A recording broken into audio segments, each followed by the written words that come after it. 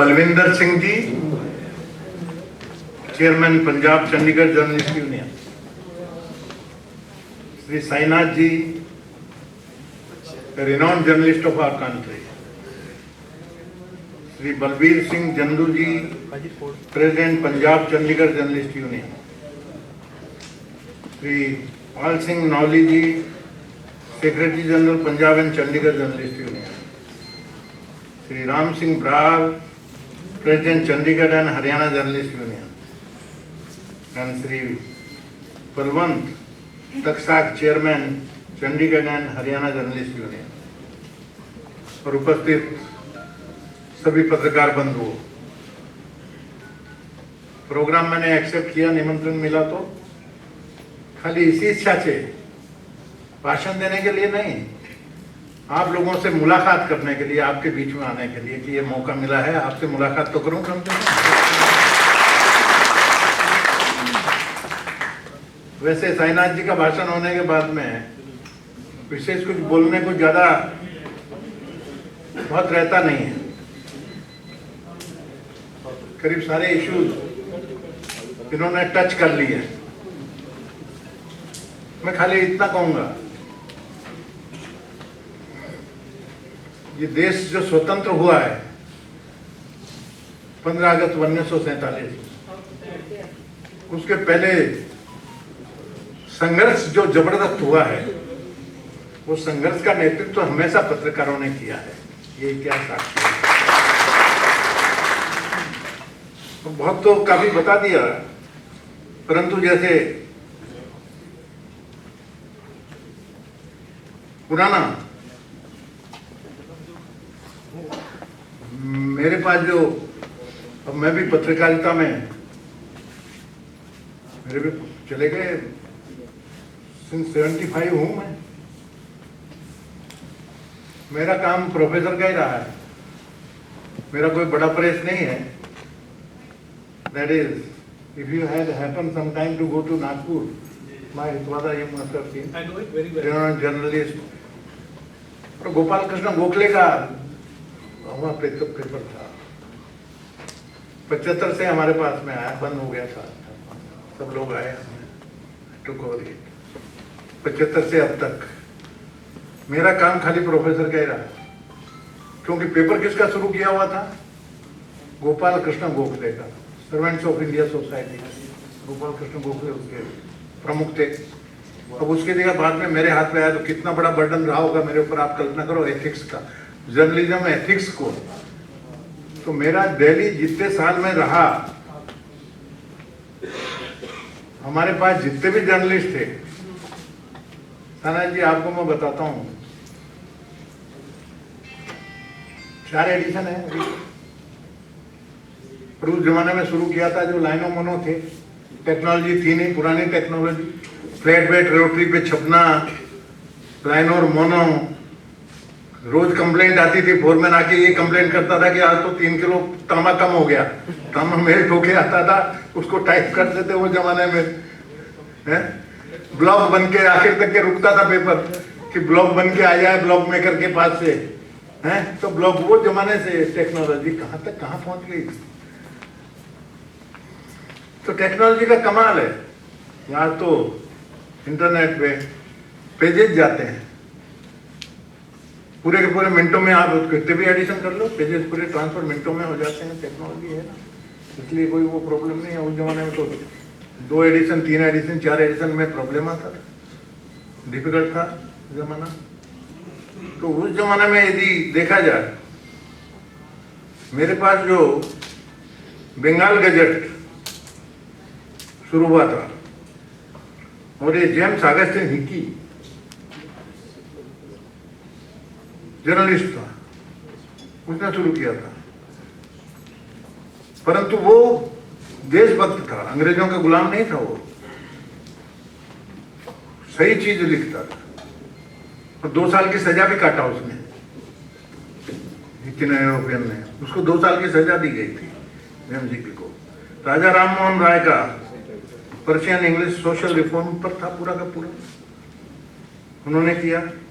दादा भाई नौरोजी, उन्होंने किया राष्ट्र गुप्ता दादा भाई नौरोजी का, सुरेंद्रनाथ बनर्जी बंगाली में किया, फिर वंगल गजट 1816 में गंगाधर भट्टाचार्य जी ने था। ये मतलब बहुत लंबा एक इतिहास है। उसके बाद में यंग इंडिया महात्मा गांधी का है, ये आपको सबको मालूम है। नेशनल हेराल्ड पंडित जवाहरलाल नेहरू ने शुरू किया हुआ है। स्वतंत्रता की लड़ाई में जर्नलिस्टों का बहुत बड़ा योगदान, इसलिए कोई रिग्रेट करने की जरूरत नहीं है। हमारी जो जर्नलिस्ट की कौम है, छाती तान के चलेंगे स्वतंत्रता देश से दिलाने में। पत्रकारों का ही योगदान है, पत्रकारों का सबसे ज्यादा योगदान है। ठंडा होता था तो फिर पत्रकार उठाते थे उसको, स्वतंत्रता की लड़ाई को, फिर पत्रकार उठाते थे। इसी तरह से ये आगे चला है ना, काफी आगे चला है। उसमें केसरी है, फिर बॉम्बे टाइम्स हुआ 1861 में, और मेरे को भी गोपाल कृष्ण गोखले ने शुरू किया 1911 में, फिर 1919 में यंग इंडिया महात्मा गांधी ने शुरू किया। महात्मा गांधी के आर्टिकल देख वो जमाने में। तो सबसे बड़ा पेपर का क्या काम है? अखबार। अखबार है जनता के सभी विचारों का यदि एक प्लेटफॉर्म देना है तो उसके लिए अखबार है। विभिन्न विचार आए, अलग अलग विचार रहते हैं, आए उसका क्या है ना। न्यूज के साथ में हम लोग बेईमानी नहीं कर सकते। News is sacred and views are free. देखा जाए तो एक पेज आपका ईमानदारी से रहना चाहिए, बाकी यदि 15 पेज हैं वो रीडर के, रीडर को न्याय मिलना चाहिए। न्यूज उसकी न्यूज एज इट इज, बिना किसी तरह की तालम टोल, बिना ऐड किए न्यूज एकदम परफेक्ट आनी है। ये एक असल में सही पत्रकारिता का ये उद्देश्य होता है। पेपर का एक व्यूज है, सब देखे, अलग अलग विचारधारा देख के ये कहने का कि भाई साईनाथ जी ने ये कहा है, बनवारीलाल पुरोहित ने ये कहा है, बलविंदर सिंह जी ने ये बातें कही, पर हमको ये तीनों की बात में, इसकी बात में ये 2 शब्द बोले वो बहुत अच्छे लगे। ये लिखने का अधिकार आपको है, पर ये उसने बोला ही नहीं, उसके मुंह में डाल देना, ये भी तो बराबर नहीं है, वो गलत हो जाता। इसलिए न्यूज बिल्कुल सेक्रेट। और एक डाउट जरा सा भी हो, न्यूज मत छापो, बिल्कुल नहीं। जरा भी डाउट रहा ना, कंपटीशन है, अभी पत्रकारों में कंपटीशन है। ये स्टोरी मैंने ग्रैब कर लेना है, और दूसरा छापे उसके पहले मैं छाप दूं, पहुंचा नहीं पहुंचा, कर दिया। ये कंपटीशन में, उसमें गलती भी हो जाती कई बार, ये बिल्कुल नहीं। उसका सीधा है, if you are in doubt cut it out, बिल्कुल नहीं, उड़ा दो। डाउट है तो छोड़ दो, वो लालच जो होगा एक दिन हम पीछे रह गए, हरकत नहीं, 4 दिन आगे रहेंगे, बाद में मेहनत करेंगे। पत्रकारिता का सीधा सीधा, और एक चिंता करने की जरूरत नहीं। सभी न्यूज़पेपर पे, I am not against the capitalist, संघर्ष है कि दुनिया में सबको हक है ना, समाज है, छोटा भी जिएगा बड़ा भी जिएगा। छोटे पेपर में काम करते हैं, उसकी जो हैसियत हो, जबरदस्त मान लो, यदि बहुत संघर्ष कर लिया, पेपर की ताकत ही नहीं देने की, कैसे भी हैंड टू माउथ चल रहा है, छोटा पेपर है। अब यदि वहां पर आंदोलन करके क्या निकालने वाले हो, पेपर बंद होने के अलावा रास्ता क्या है उसका? तो तानना जितना जितना कि सेंस हो, बियॉन्ड दैट नहीं जाना, मेहरबानी करके संघर्ष करिए, डिमांड रखिए, पर ये भी नहीं कि हम सफा पेपर ही बंद कर दें। ये हुआ ना, मैं जो पेपर लिया मैं उसकी हिस्सा बताता हूँ, ये यूनियन के झंझट में एक बार पेपर 5 साल बंद रहा, फिर सब हमारे पास एक्सट्रीम पे पहुंच गए, घाटे में पेपर चल रहा था, क्या देंगे, नहीं दे पाए, बंद हो गए। हाँ, मालिकों से भी मेरा इतना आग्रह है, वॉट एवर इट इज, मेहरबानी करके मैडम जी ट्रांसपेरेंसी रखिए। अकाउंट पूरा सबके सामने रख दो भाई, यूनियन के सामने ये अकाउंट है, अब बोलो इसमें से आपको क्या चाहिए, क्या लेना है, क्या देना है, आप देखो कौन बोलेगा। पर तुम छिपाओगे, अलग से पैसा निकालोगे, ये तो फिर गलत है, ये नहीं होना चाहिए। और मैं ये कह रहा हूं, यदि सही ईमानदारी से ट्रांसपेरेंसी के साथ में जिस पेपर का हिसाब रहेगा, मुझे पूरा विश्वास है कि वहां के जो मुलाजिम हैं वो भी समझेंगे, जर्नलिस्ट भी समझेंगे, काम करने वाले भी समझेंगे, सभी समझेंगे उसमें कि भाई इसमें अब ज्यादा तानने की गुंजाइश नहीं है, एटलीस्ट इसको सर्वाइव करके बढ़ाओ, पेपर बढ़ाना चाहिए। और ये बात सही है, स्वामीनाथन जी ने कहा, हाथी के पैर में बड़ों का छोटे पेपर का कंपटीशन होता है, इसमें सर्वाइवल का सवाल है। तो वो परिस्थिति में यूनियन से हमारा रिक्वेस्ट है, सोच के आगे चलिए। राष्ट्रीयता की भावना बहुत ही जरूरी है, मैं तो ये कहूँगा। और स्वामीनाथ जी भी यहाँ हैं, बाकी कुछ भी हो, फॉरेन पेपर हो, ये हो, इंडिया के बारे में कुछ भी लिखे, इतना कि ग्राफ आ गया और आ गया, 146 हो गया, 40 हो गया, दैट इज समथिंग एल्स, मेरा वो बोलना नहीं है। परंतु राष्ट्रभक्ति तो होना चाहिए कि नहीं हमारे बीच में। New York times, Washington post, time magazine, guardian दूसरे देश की साइड ले और भारत के ऊपर में हमला करें, हमने सहन करना चाहिए? एक वर्ड क्यों नहीं बोलते कोई जर्नलिस्ट यहाँ, क्यों नहीं बोलते? मेरा देश है, राष्ट्रभक्ति कहाँ गई? अरे भाई अंदर में हम हमारा निपट लेंगे, हमारा जो झगड़ा है आपस का, परंतु जब विदेश वाले इंडिया की इमेज खराब करने की कोशिश करते हैं जबरदस्ती, उस समय तो हमारी राष्ट्रभक्ति जागृत होना चाहिए, बोलना चाहिए कि नहीं बोलना चाहिए? मैं आपसे, पत्रकार की आत्मा चित्कार करेगी कि नहीं, ये गलत है, ये हम बर्दाश्त नहीं करेंगे, इसके खिलाफ में आवाज उठना चाहिए, वो नहीं उठ रही, बाकी बातें सब उठना चाहिए। और सवाल ऐसा है, समय तो जरा कम रह गया, मैं आऊंगा, मैं तो यहीं हूँ ना, 2-4 साल आपके बीच में कभी वो बुलाएंगे तो आऊंगा। और ये सही बातें हैं, डिमांड जायज है, पत्रकार सफर कर रहा है 100%, नोबडी कैन डिसएग्री, तनख्वाह कम मिल रही है, परंतु मैं ये भी कहता हूं कि राष्ट्रभक्ति है, राष्ट्र की सबसे बड़ी सेवा आज भी जिस भी हालत में है पत्रकार कर रहा है, ये अभिमान के साथ में हमको कहने की जरूरत है, पूरे अभिमान के साथ, राष्ट्रभक्ति के साथ। छोटा पेपर होगा, कम देता होगा। अब सवाल आता है, कई प्रॉब्लम है, और क्वेश्चन हर सिक्के के 2 पहलू होते हैं, एक आर्गुमेंट के 2 बातें हो सकती है। अब जैसे कि ये एफिडेविट लिखा लिया कि पत्रकार नहीं, अब छोटे पेपर हैं, एक गांव में कहां से पत्रकार अपॉइंट करेंगे, मेरे को जवाब दो। 5000 गांव है, कहां से देंगे? तालुका भी कितने भी हुए, छोटा पेपर कहां से देगा?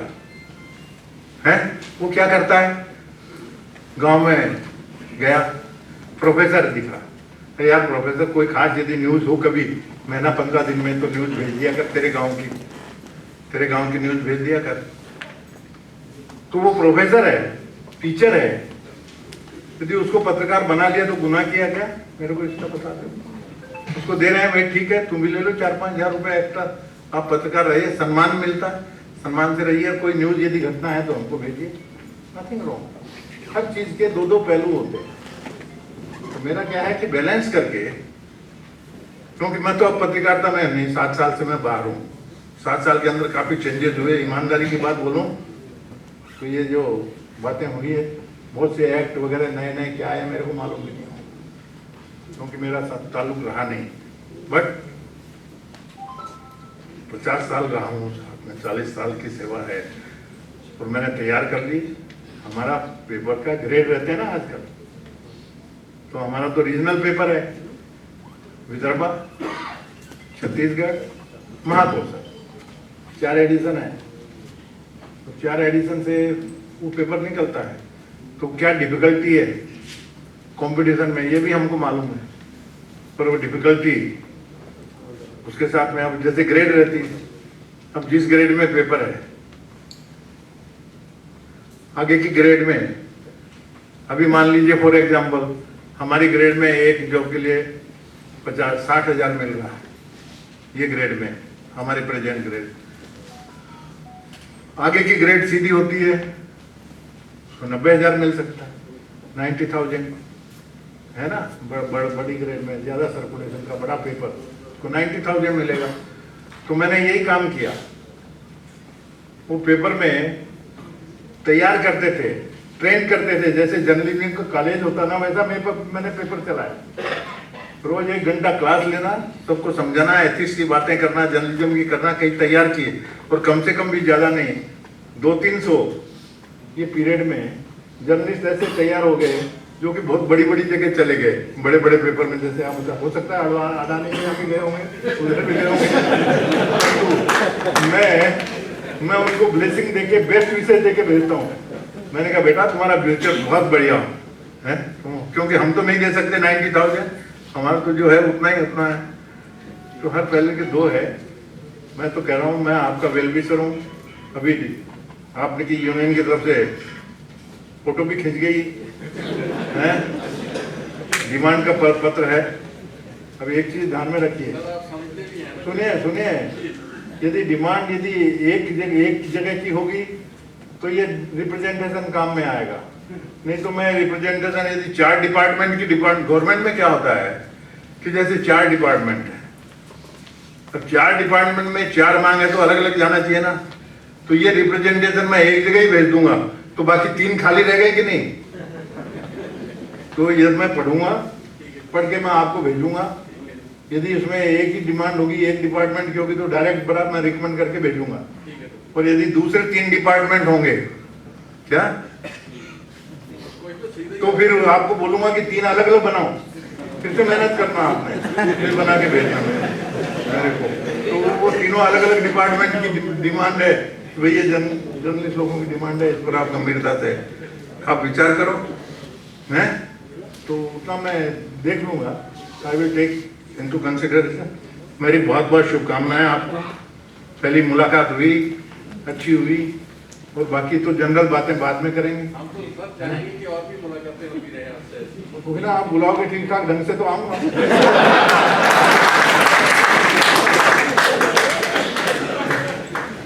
तो मेरी बहुत शुभकामनाएं आपको, और आनंद आ गया आप लोगों के बीच में आज, हैं।